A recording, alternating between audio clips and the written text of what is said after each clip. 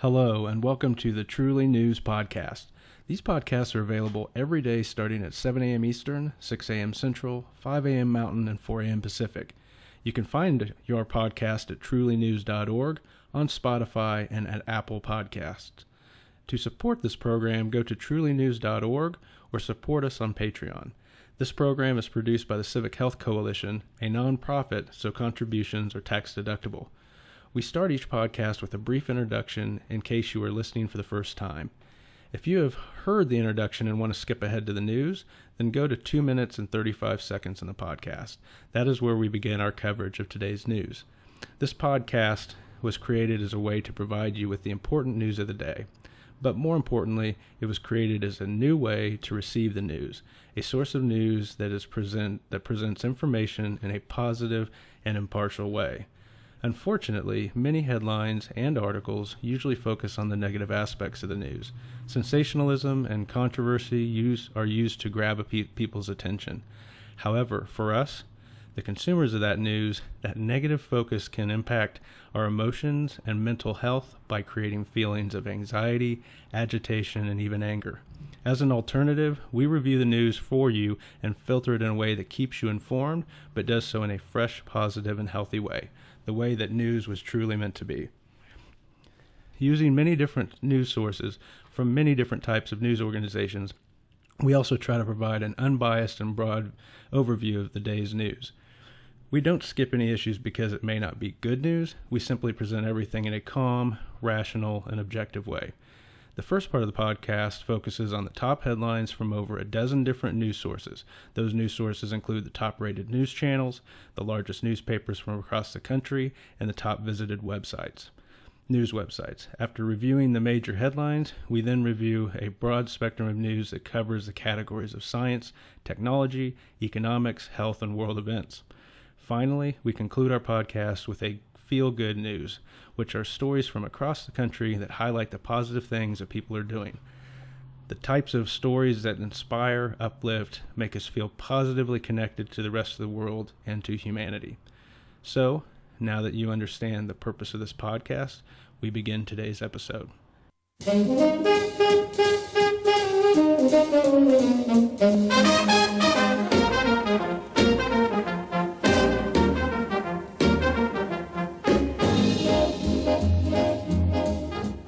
Good morning from the Front Range of the Rocky Mountains in beautiful Colorado. It is Tuesday, September 22nd, 2020, and this is Truly News. I am your host, Jason Van Sickle. I hope that your week has started off well.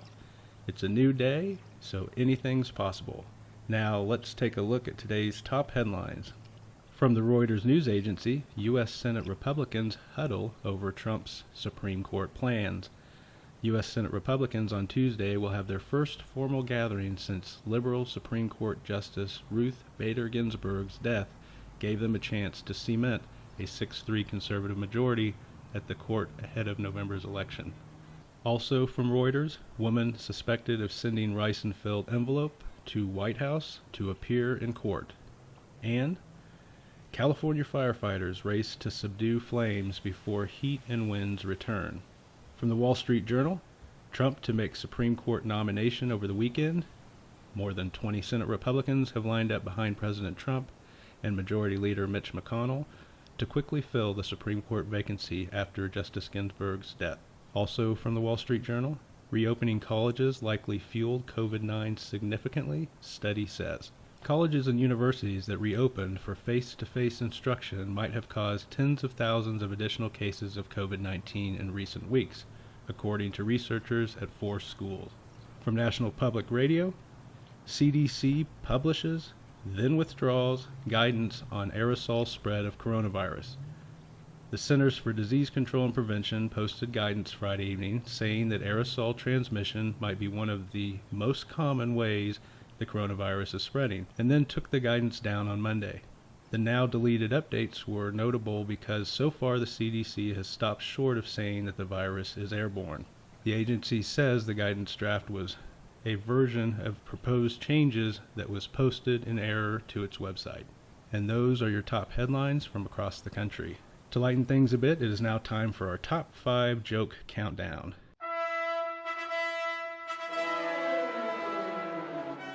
These jokes are from Reader's Digest at rd.com, which has an archive of thousands of jokes. Our category for today is birthday jokes. And here is your top 5 countdown. Number 5. A patient says to the doctor, "Doctor, I get heartburn every time I eat birthday cake." The doctor replies, "Next time, take off the candles." Number 4. Question: does a pink candle burn longer than a blue one? Answer: no. They both burn shorter. Number 3. Why do we put candles on the top of birthday cakes? Answer: because it's too hard to put them on the bottom. Number 2. What sort of birthday cake do ghosts prefer? Answer: an ice cream cake. And our number 1 joke for the day: new medical research now shows that those people who have the most birthdays live the longest.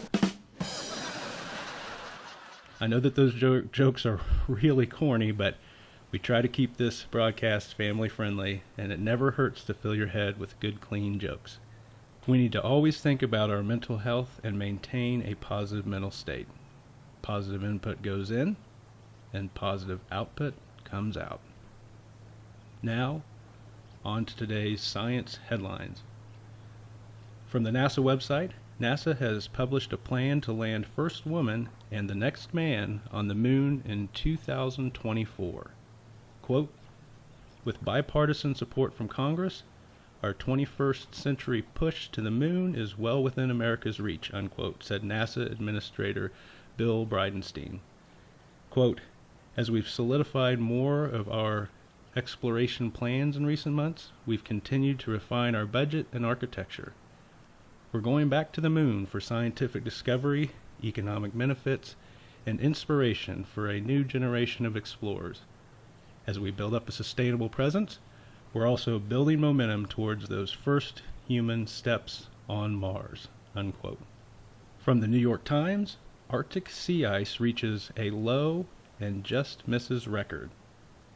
A, quote, "crazy year," unquote, in the Arctic has resulted in the second lowest level of sea ice in the region, scientists said on Monday. Satellite measurements of sea ice began 4 decades ago. This year continues an alarming streak. The 14 lowest ice years have occurred in the past 14 years. Many scientists expect that the Arctic could be devoid of ice in summers well before mid-century. Now let me take a moment to explain this a little more. The Arctic goes through seasons just like the rest of the planet, and in the summer the sea ice melts away. However, in the past a significant amount of ice remains, even in the peak of summer. What this article is highlighting is the fact that at the peak of summer, when the ice is at its lowest, that minimum amount of ice, before the weather starts cooling and the ice starts reforming, that minimum level is shrinking and could get to a point eventually where all of the ice melts away during summer. This is seen by a number of scientists as a sign of global warming. Moving on. Newsy reports NASA considers Venus mission after scientists find potential life sign. Now this relates to a story we reported on yesterday from Scientific American with the headline, "A New Discovery Suggests Venus Might Host Life," which said phosphine had been detected on Venus, which is a gas that we have here on Earth that is created by microbes, which means that there could be microbial life on Venus. And that is your science news for today. In technology news, from CNN, new emojis are coming in 2021, which include a heart on fire, a woman with a beard, and 200 mixed skin tone options for couples. From Popular Mechanics, Apple unveils new products. At its recent Time Flies event, Apple announced a slew of new products. The new gadgets include the Apple Watch Series 6 and iPad Air 4. Notably, Apple did not introduce a new iPhone at the event. From Popular Science, TikTok and WeChat aren't getting banned after all, but that could change. Bans put in place by the president on both TikTok and WeChat have come to a halt for very different reasons. Both were set to endure bans from major app stores starting this week and cease operations in the United States completely by November 12th unless changes were made. However, the president has now approved a TikTok deal that would give Oracle and Walmart a combined 20% stake in the newly incorporated U.S. arm of TikTok. In the case of WeChat, a judge issued a decision that blocked the ban just before it was set to go into effect. The injunction came when a nonprofit group sued to stop the ban based on the claim that it violated First Amendment freedom of speech rights. And those are today's technology headlines. From the world of business, Fox Business reports Dow falls 510 points, losses lessened as tech stocks recover. From CNBC, reporting on Trump's payroll tax plan, Trump set the payroll tax holiday with an executive order he signed in August. From September 1st through December 31st, workers who make less than $4,000 bi-weekly can take a break from paying the Social Security portion of their payroll taxes if their employers agree. Currently, that amounts to 6.2% of paychecks on wages of up to $137,700. Workers will have to repay those unpaid taxes starting in January. In other headlines, Bloomberg reports Federal Reserve Chairman Powell says the U.S. economy faces a long and uncertain recovery. The Wall Street Journal reports Federal Reserve Chairman Powell and Secretary of Treasury Steven Mnuchin will testify today at a congressional hearing on the impact of coronavirus relief efforts. From National Public Radio, office chairmakers swivel to home market. Big furniture companies have relied on a century-old model for selling desks and chairs to businesses. However, that model isn't working as well in the age of the home office. And those are your business headlines for today. In health news, the New York Times reports drinking coffee tied to better outcomes in colon cancer patients. Researchers studied 1,171 patients diagnosed with advanced or metastatic colon cancer who could not be treated with surgery. Compared with people who drank none, those who drank a cup a day had an 11% increased rate of overall survival and a 5% increased rate of living progression-free. The more coffee they drank, the better. Those who drank 4 or more cups a day had a 36% increased rate of overall survival and a 22% increased rate of surviving without their disease getting worse. Whether the coffee was decaf or regular made little difference. Now let's take a moment to talk about this story. I want to mention that researchers always warn that just because 2 things are seen together does not mean that one causes the other. In fact, there is a Latin phrase, post hoc ergo propter hoc, that is used in medicine, law, and academics, which means after it, therefore because of it. It is a warning of caution that simply because one thing occurs after something else does not mean the first thing caused the second. In the case of this article, coffee may have some type of impact on people suffering with colon cancer, or it may be that coffee drinkers tend to have other habits and characteristics that have some influence. It may also be that this was random and there really is no connection. Regardless, always consume all news and information in general with an open mind, but also critical thinking mindset that searches for proof before acceptance. Moving on, from Healthline.com, Ruth Bader Ginsburg put spotlight on living with cancer for long term. Justice Ruth Bader Ginsburg died Friday due to complications from metastatic pancreatic cancer. She received her first cancer diagnosis 20 years ago, but remained on the U.S. Supreme Court bench. Despite multiple cancer diagnoses, Ginsburg was able to continue working up until her death. What a truly amazing woman. You will be missed, Justice Ginsburg. From the Washington Post, yes, airborne transmission is happening. The CDC needs to set the record straight. Absolutely. And those are your health headlines. Moving on to world news, here are Reuters news agency's world headlines for the day. Britain imposes 6-month curbs against second COVID wave. Scotland to limit household gatherings and tackle COVID second wave. Airlines call for COVID-19 tests before all international flights. COVID medics tell careless French public to get serious.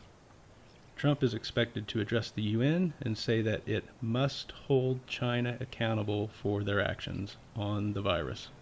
And Israel returns to lockdown as COVID-19 cases increase. And those are your world headlines. As always, we end our broadcast with a look at what we call happy news. These are headlines from across the country of people doing good. And in our happy news headlines today, from the Daily Journal in Franklin, Indiana, more than 110 volunteers take part in United Way's Day of Caring. The Day of Caring never looked like this before. The annual event, which kicks off the United Way of Johnson County's annual campaign, is usually a community-wide celebration. People from agencies and businesses all over the county take part. They pack together for a big breakfast and then fan out for service projects helping organizations and individuals in need. The coronavirus pandemic forced the event to operate much differently this year, smaller, spread out in a drive-in theater, and with socially distanced service filling the day. Volunteers completed projects such as making masks for the American Red Cross, landscaping at Girls Inc. of Johnson County, and thanking fire, police, and food pantry workers throughout the county. But the heart of the event, rallying together to support the United Way and the vital social agencies it funds, remained. Even before dawn, cars wrapped around the Cinemax Drive-In Theater in Franklin. The improvised location for this year's Day of Caring opening ceremony was a big success. Volunteers passed out boxed breakfasts from Chick-fil-A, while others helped direct traffic around a modular stage set up in the theater's parking lot. All attendees stayed in their cars as officials welcomed the crowd and pumped people up for the day, substituting honking horns for applause while driving home the importance of the United Way, particularly this year. With this year's campaign, the United Way of Johnson County has set a goal of $1.5 million, which will support 17 social service agencies and offer 8 direct service programs benefiting more than 28,000 Johnson County residents. In another story, this one from GoodNewsNetwork.com, the headline, Rallying After North Dakota Farmer's Heart Attack, Neighbors Swoop In to Save His 1,000-Acre Harvest. September is harvest time in North Dakota. Like his neighbors, farmer Lane Unjum was hard at work until the unthinkable happened. When Unjum's combine caught on fire, he went into cardiac arrest. Unjum was airlifted to a hospital in Minot, where his condition was reported to be stable, but it was clear he would not be climbing back into the driver's seat of that combine anytime soon. With 1,000 acres of crops yet to be harvested, Unjum and his family were looking at taking a huge financial hit. That's when family, friends, and neighbors stepped in to help. After word of Unjum's predicament got out, it was all hands on deck, or in this case, all hands on combines, grain carts, and semi-trucks. Quote, I talked to a couple of farmers, got their equipment, and then other people just started calling, and we had equipment offered from all over the place in the county and their workers to go with it. Unquote. Family friend Jenna Bride said in an interview with KFYR TV News, in all, about 60 farmers joined the effort, setting aside their own harvest to get Unjum's wheat and canola crops in their respective bins in a record time of just 7 hours. And finally, an article from The Recorder in Amsterdam, New York, with the headline, Kindness and Cookies. Mia Villa, 4 years old, made a delivery of homemade chocolate chip cookies to Dr. Rao and his staff at the Nina Rao Medical Center. Since July, the young baker has made and delivered more than 1,000 cookies to first responders and essential workers that she calls her real superheroes.